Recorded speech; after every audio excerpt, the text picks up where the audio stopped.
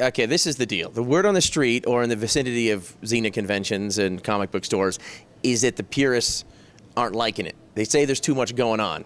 And granted, there's a lot going on. I mean, not only do you have the love story, and do you have to deal with Kirsten Dunst's teeth. I don't know what the deal is with those.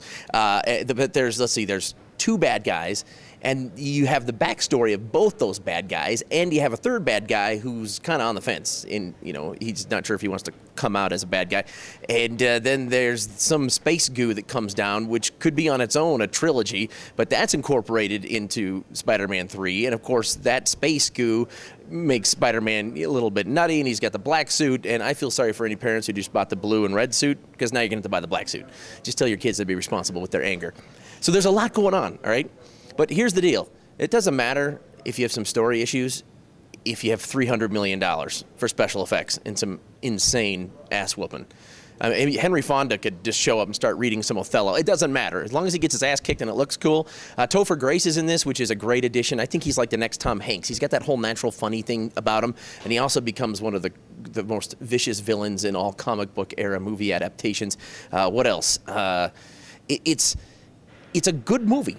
And I didn't, here's the deal. Just leave your expectations at the singles outing and bring your purest butt to the movie and just enjoy a darker Spider-Man.